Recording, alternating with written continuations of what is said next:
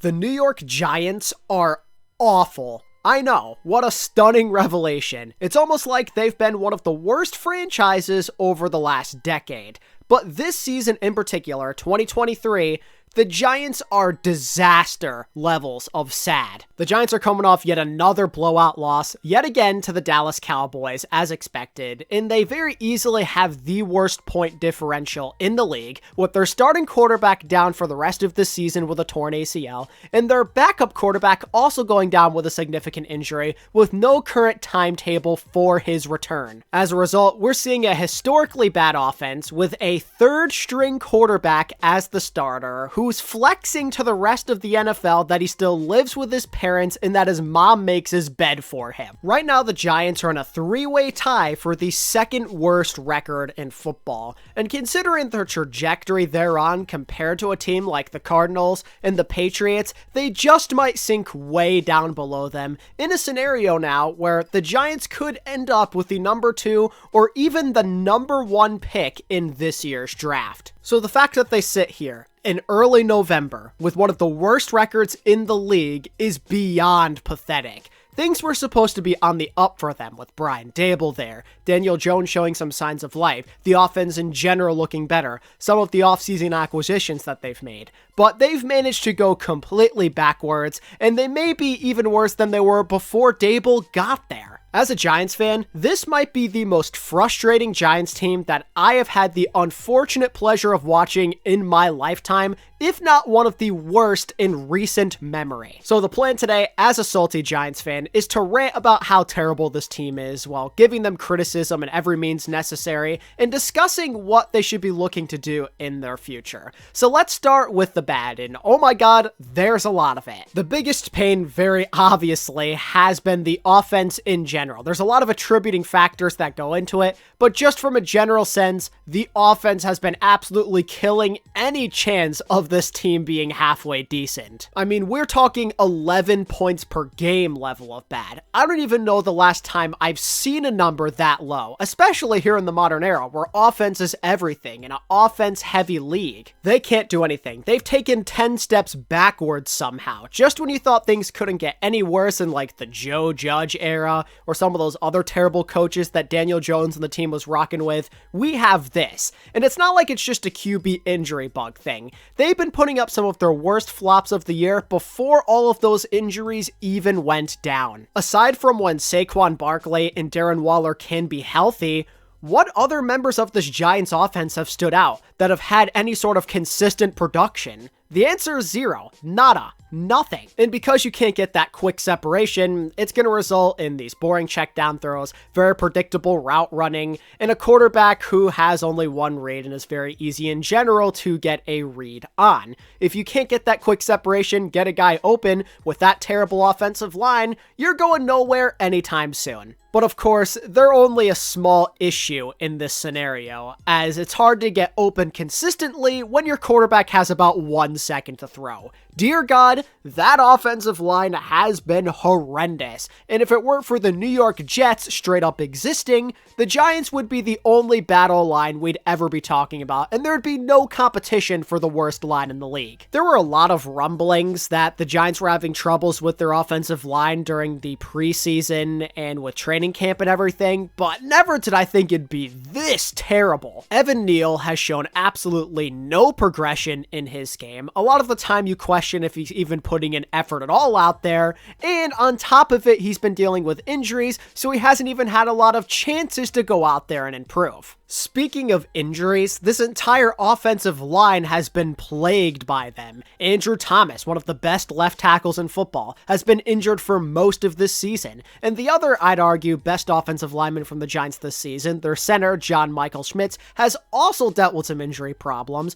and as of right now, from my estimation, they have like 3 O-linemen on IR, plus a couple of other guys that have been out for a while now. But then again, even when they were healthy, in the early part of this season, they were absolutely atrocious. I don't really think it'd make any sort of difference. It seemed like the Giants were doomed from the start with their offensive line, and yet again, it continues to remain a problem for this team. It has for a very, very long time, and they just can't crack the code with it. So maybe you could take an O-lineman in the draft, but the thing with that is, it's not like the Giants haven't been trying. I believe they've drafted the most O-linemen of like any team in the early rounds in recent memory. They're constantly trying to figure out this problem and get the right solution to it, but every single guy they seem to draft ends up being a flop aside from Andrew Thomas. Is it an O-line coach thing? Is it just bad luck?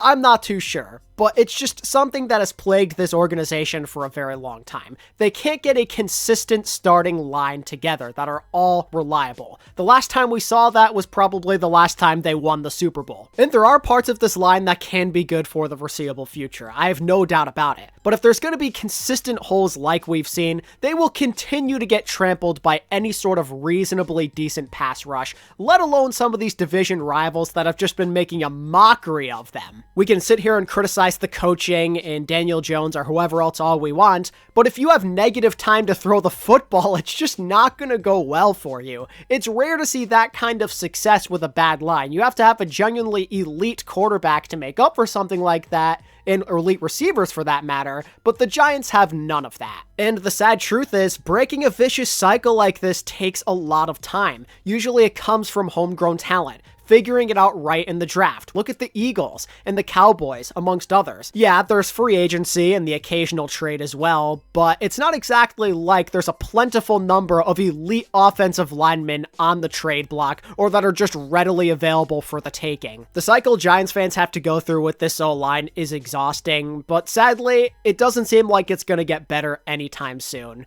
This O-line outside of the injury bug has been the glaring Achilles heel of this Giants team for years, and this year it just might be the worst of all. But you can't put all of the blame on them. They've been absolutely terrible, but you also have to put some consideration into the coaching, and of course, QB. Quarterback has almost been just as much of a problem, in my opinion. First things first, there's the injury situation. Tyrod I can't really blame so much. He just has a history of being unlucky no matter where he goes, and he's the backup, so he probably wasn't expecting to get much playtime anyway, but we've got to have a conversation about Daniel Jones. Outside of last year, where I think he only missed one game, he's been consistently missing playtime as this Giants starter. In 2020, he plays just 14 games. 2021, 11 games. This year now, only 6. And the number of injuries throughout his career has really been racking up. We're talking ankle sprains, hamstring sprains, concussions, neck strains, and now a torn ACL. This guy's lower body and his neck, for that matter, are literally made of paper mache. Now, it's definitely not all his fault. I mean, that offensive line and a lot of these Giants offenses throughout the years have really let him down. I really do feel for the guy. He's had so many different coaches, so many different terrible offensive lines, and he's just had to deal with it and take all that punishment. It really sucks, but that doesn't change the fact that he just can't stay healthy. The G-men let him down, but he also just seems like one of those guys who can't stop catching that injury bug. That's the sad truth. And it makes Giants fans actually miss Eli Manning and remember his durability and how reliable he was with always going out there and playing. Ever since Eli left, the quarterback situation for the Giants has been a disaster. It really makes you take his durability for granted, regardless of his inconsistencies in his career, because now you're stuck with Daniel Jones, who you unfortunately just paid $40 million and all this money to just missed most of the season and probably have even more injuries ahead of him for the rest of his career. But in general, he didn't deserve that type of money. We all agree upon that. $40 million was grossly overpaying for him, and they probably should have just let him walk if you wanted that kind of money. It's not exactly like he's an elite quarterback. He was just okay. He's always been just okay. He was clutch against the Vikings. They won a playoff game with him last season, but it wasn't that impressive to defeat the Vikings to begin with, and for the most part, he just hasn't been that spectacular. Last season, he played very reserved. He was clearly afraid to throw the football downfield. They wanted him to avoid mistakes as much as humanly possible, and while he did, it also meant that the offense just wasn't as explosive. Daniel Jones is just okay. The best he'll ever do is what we saw last year, winning a wild card game against the Vikings. He's never going to be more than that. Daniel Jones does not have a lot of valuable assets. Yes, he is definitely above average, I'd argue even solid with his legs, but as a true quarterback, he just leaves so much to be desired. Just okay arm strength and accuracy, and his awareness and general IQ, I almost feel like they're even below average. He just hasn't advanced his game in that way. He seems way too predictable for NFL defenses, at least most of them. That's how it's been for years now. There's been no development there. The icing on the cake actually comes from a quote directly from Devon Witherspoon, the new rookie corner of the Seattle Seahawks. "We knew he liked to stare down his first target. We were just trusting the game plan the coaches laid out for us. He had his back turned." End quote. Now, of course, it's not just on the individuals of that defense, it's on the coaching and the game planning for instilling these ideas into their heads, but it's just the principle of it, regardless of how talented he is. Having a rookie come out and say such things is a really bad look for a veteran of multiple years. You can't be that predictable as an NFL quarterback, and the sad thing is, both from what I've read online and just from a general eye test, the Giants' offense is incredibly dumbed down for his sake. It's holding them back in a way because they don't have a quarterback complex enough to do more than what we're seeing. Ever since this new coaching regime came in, it's been all about being cautious and reserved with what he can do because clearly there is a lack of trust. That is obvious at this point, and it's hard to see it getting any better at this point in his career.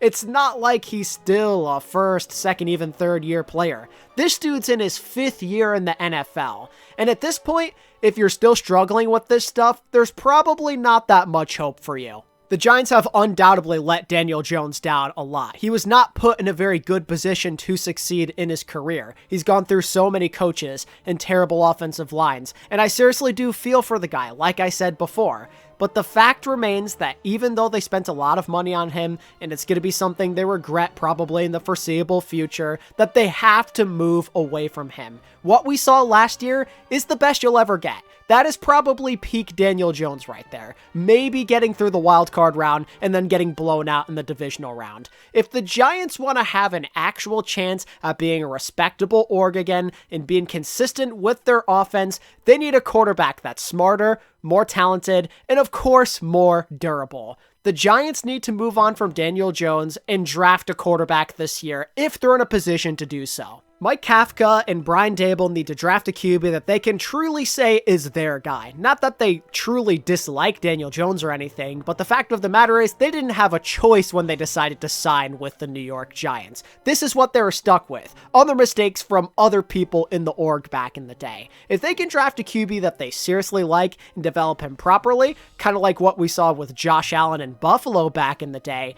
maybe things can go a bit better for the Giants with their QB luck. Now, there's no guarantee everything's going to be peachy just because they get a new quarterback. I mean, that's the luck of the draw with trying to draft a franchise QB, right? Sometimes it is very hard to find the right guy. We've seen a lot of struggling franchises throughout the years draft bust after bust after bust. But it's better than doing nothing. It's better than sticking with what you have. And we sure as hell know that a great quarterback in the current NFL is not just going to fall into your lap. No one's going to willingly play for a Giants team that is this bad. Whether you're a Drake May guy or you like Caleb Williams, that's who the Giants should be looking at if they're in that top 1, top 2 in the NFL draft.